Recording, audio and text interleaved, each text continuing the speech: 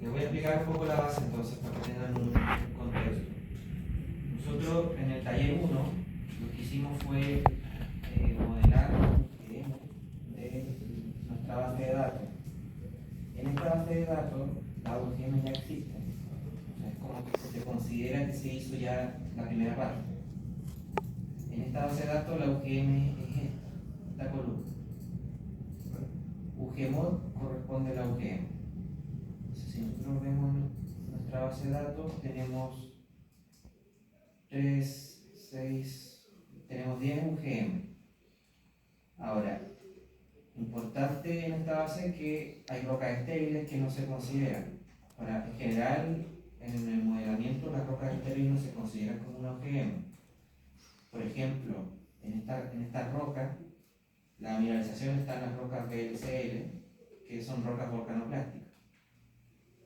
Está en las andesitas, que se llama ande, inferior, superior, y está en las ANLT, que son unas tobas andesíticas líticas, y en las brechas. Las que se llaman dior y dique son diorita y dique, y esos son estériles, no tienen mineral. En esta base de datos obviamente va a depender de la geología. ¿Cuáles eran Estériles son dior y dique.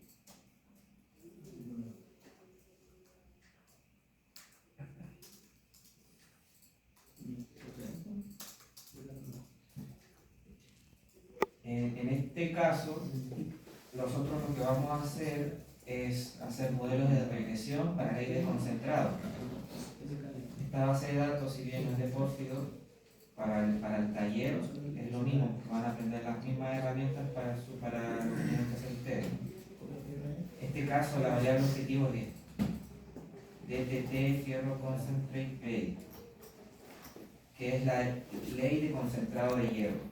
¿Por qué? Porque en este caso el mineral tiene tanto cobre como hierro. Entonces, así como ustedes han escuchado la ley de concentrado de cobre, también existe un parámetro que se llama ley de concentrado de hierro, que es lo que se puede recuperar en un proceso de concentración magnética. El hierro se recupera con imanes, con magnetismo. Eso es lo que vamos a modelar. Entonces, en esta base de datos son compósitos, ¿cierto? Tienen sus coordenadas, mid X, mid Y, mid Z. Los demás son datos del sondaje que no se utilizan para el modelamiento. O sea, from, to, sample ID, length.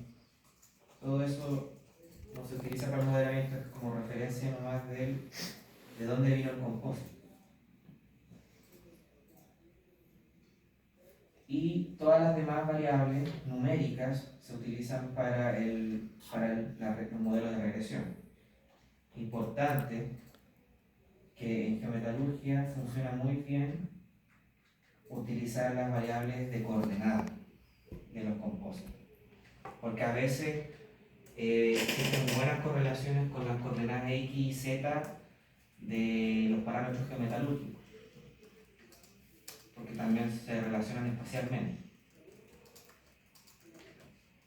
Aquí también tenemos, en este caso particular, la susceptibilidad magnética del material. Es una pistola que yo, así como otras pistolas que existen en el mercado de difracción de rayo X, esta pistola mide el magnetismo de la muestra. Entonces eso es un indicio de qué tan magnética es la muestra, que también se utiliza para modelos. Ya todas las demás variables son intuitivas, ¿cierto? Todos estos son elementos químicos del compósito, la plata, el aluminio, el arsénico y así sucesivamente. Todas las columnas que tienen guión bajo ppm, guión bajo pct, que es porcentaje en pesos, y así sucesivamente de la plata hasta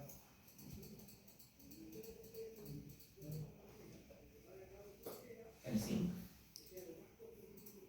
Obviamente, estas son todas las variables, pero no todas tienen peso importante en la regresión. Eso es lo que vamos a ver cuando ejecutemos el código. Todas estas otras variables son variables de mapeo, de sondaje. Las variables de mapeo de sondaje a veces sirven en el modelamiento geometrológico, a veces no.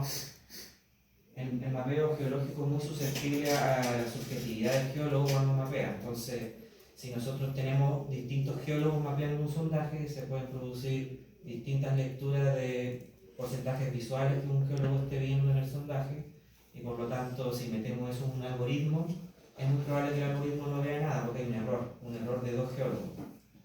A veces funciona cuando hay un geólogo, y a veces, independiente si es un geólogo muy bueno o no, a veces no funciona. Pero es importante también en este ejercicio considerar qué son estos parámetros de mapeo. En este caso, se mapea el porcentaje de sulfuro que puede tener la muestra, el porcentaje de óxido de hierro, el porcentaje de pirita, que son estas columnas de acá.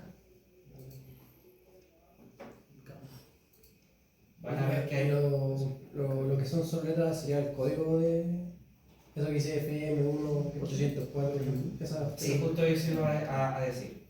Lo que son los códigos que estás mencionando corresponde. Los geólogos tienen una tabla en donde 504, por ejemplo, significa algo.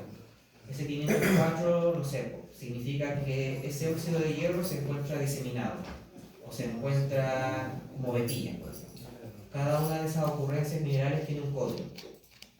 Estos ¿cierto? Son categóricos, no es una variable numérica. O sea, si yo lo pongo en regresión no funciona. Pero vamos a ver que en regresión yo puedo, estos códigos, cada código es con un código Python, cada código vendría siendo una columna separada. O sea, si yo tengo 10 códigos distintos, 306 a 310, no sé, por ejemplo, con ese código, el 306 va a ser una columna, el 307 va a ser otra. Y la ocurrencia, para que sea numérica, va a ser una variable binaria, 0 a 1. Entonces, si la muestra tiene 306, la columna va a tener un valor 1 para esa muestra. Si no, un valor 0. Esa es la forma que yo puedo transformar una variable categórica a numérica, para que el modelo de regresión la entienda, porque el texto no la entiende. Lo vamos a ver en el código si tienen dudas con eso. Lo mismo se aplica en estos casos, que también se mapea la alteración que tiene la muestra. Si la alteración es de carbonato, si la alteración es de albita, si la alteración es de actinolita. No se preocupen si estas nomenclaturas no las saben, no es necesario que las sepan, pero se las menciono que es lo que se está mapeando en esta base de datos. Todo lo que está de aquí hasta aquí son alteraciones.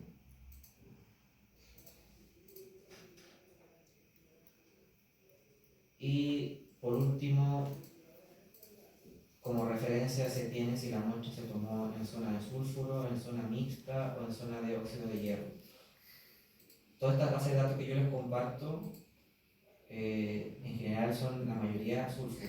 Si activamos el filtro de sulfuro, ven que 1194 datos de 1200 están en la zona de sulfuro. Así que es muy pocas muestras que están en la zona intermedia, 99.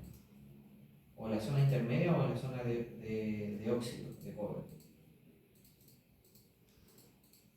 Y este parámetro la verdad no lo pesquen, que es el parámetro del proyecto, en donde la muestra cae dentro del bit anidado que hicieron los mineros. Este proyecto tiene un LOM de 14 años, entonces hay 14 bits anidados. Y aquí se flagueó simplemente la muestra dentro de cuál bit anidado está. El contexto de la base